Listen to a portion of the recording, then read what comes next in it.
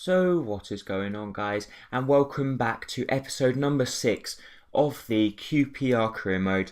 And we're kicking off this episode with a home game up against Southampton, and the crowd at Loftus Road is some incredible crowd, and they just support me because you can always hear them when you're playing, shouting QPR chants and everything. But we do then have a good chance through Hoylett there, and the keeper makes a really good save.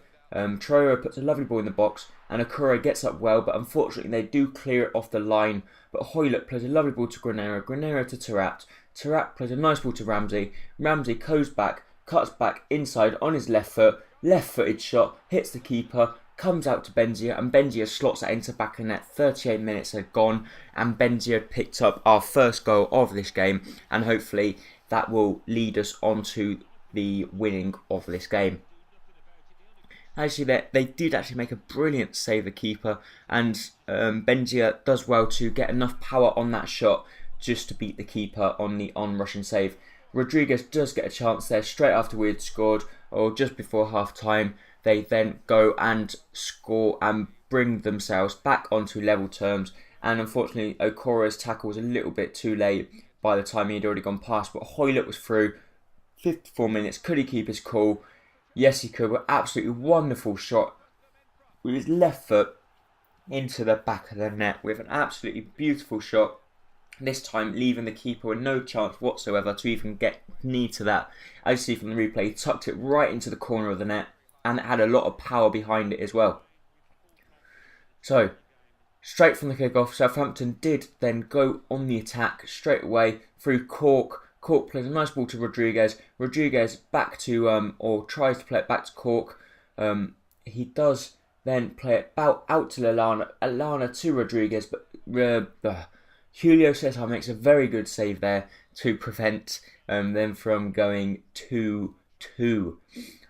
We do then manage to clear the ball out to the edge of the box. Remy manages to get there, but then that was actually how the game finished. We ended up winning 2-1 to Southampton at Loftus Road, which we were very happy about, winning 2-1.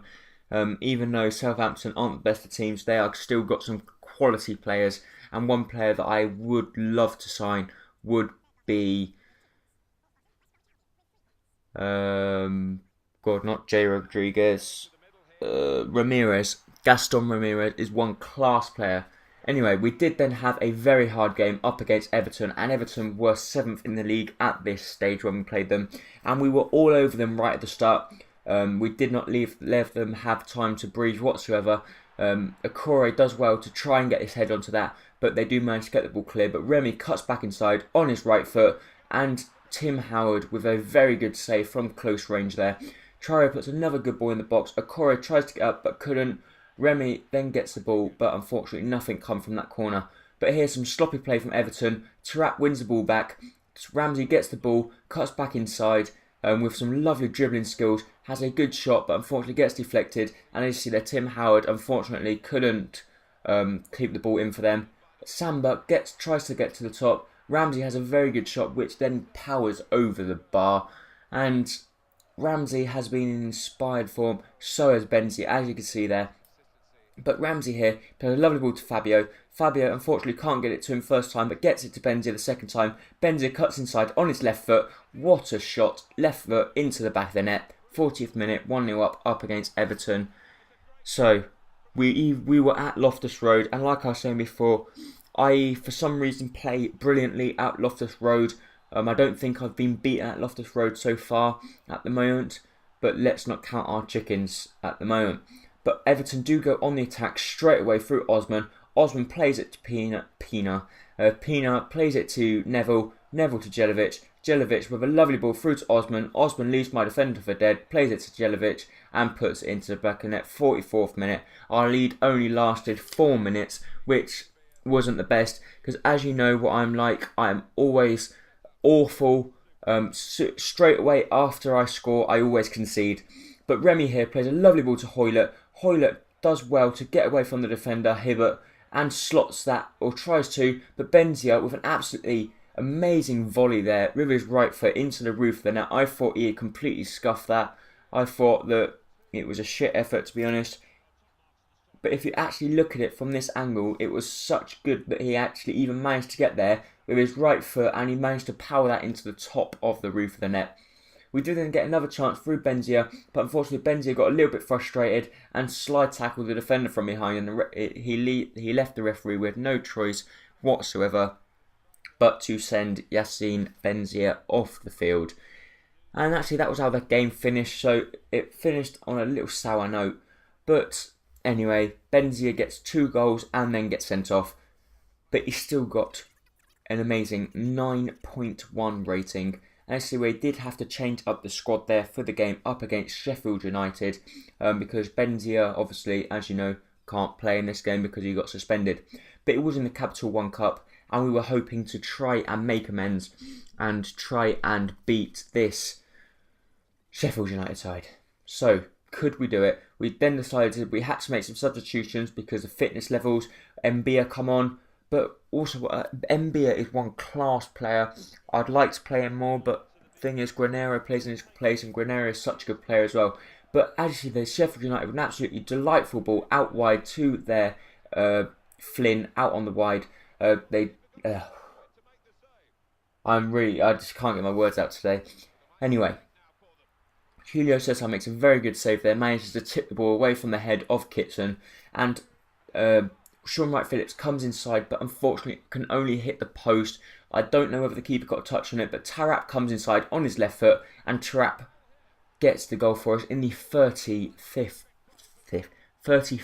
minute for us, which was very, very good for us to go 1-0 up against Sheffield United, even though it was at Loftus Road.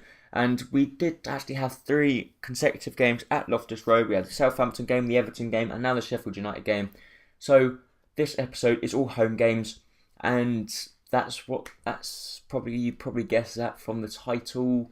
But anyway, we do then make some substitutions. We decide that we needed to take Okore off because he has been playing some incredible football and his fitness has been going down during this game. But Samba here, very sloppy, plays it to Young, and Young loses possession. They play the ball through and they play a little bit sweaty, but we do well then to get back, and Young makes amends to recover from his earlier mistake in that, because he gave the ball away to give them the chance to even get closer to goal there.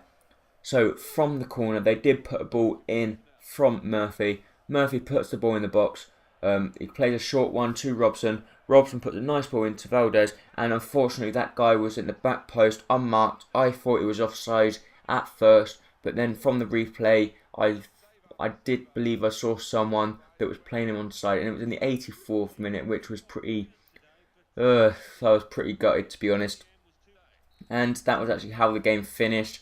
It then went into penalties because nothing happened in extra time, and we didn't really have that good of penalty takers on the pitch. We had Adam Johnson, Bobby Zamora, and then Bosingwa was the next person. But Johnson stands up first, and his penalty was a very good penalty into the roof of the net. Even though the keeper went the right way, we still managed to score that. Julio Cesar here, could he save Robson's penalty? Yes, he could, with an absolutely wonderful save. Low down to his left-hand side, he saves it with his right hand. Bobby Zamora was the next penalty taker, up steps he come, and with a brilliant penalty in the same place as Adam Johnson's, puts us 2-0 up in the penalty shootout. Murphy then steps up against Julio Cesar, and he stutters, and he then slots it into the top right-hand corner, leaves Julio Cesar with no chance, but I decide to stay down the middle. Jose Bosingwa here steps up. Could he keep his cool and put it away? No, he couldn't. The keeper saves it this time. Bosingwa did score in the last penalty shootout, which wasn't long ago, against Walsall, to win us the penalty shootout. But then they go and do that. I thought Julio Cesar was going to save it, but he went a little bit too early and the ball had already gone past him. But Mbia stands up, and Mbia with an absolutely wonderful penalty puts a lot of power behind it, and the keeper thought he was going down the middle, but obviously he didn't. Doyle then steps up for Sheffield United and blasts it over the bar. That was a pretty awful penalty. There was no chance he was going to score that, but then Wright-Phillips stood up. Could Wright-Phillips keep his cool and slot it past the Sheffield United keeper? No, he couldn't. The Sheffield United keeper makes a very, very good save there. And the pressure was still applied onto Sheffield United because it was still 3-2. They did then put that penalty into the back of the net there. And it was 3-3. The pressure was on Diakite. Could he put this penalty away? Yes, he could. A brilliant penalty into the roof of the net. Once again, as you've probably actually noticed, they always go to the left of the goalkeeper. But Julio Cesar, could he save McMahon's shot? No, he couldn't. It was a very good penalty into the side netting. But the next person to stand up was going to be Andros Townsend. Could he keep his cool? Wonderful penalty. Identical penalty to the penalty just before that. But Julio Cesar, could he become the hero and put us through? Yes, he could. An absolutely wonderful save, and he manages to pounce on it to make sure there was no spin on it to put the ball into the back of the net. So we went through to the next round of the cup. So please don't forget to like, comment and subscribe, and can we get to 8 likes please? Bye bye.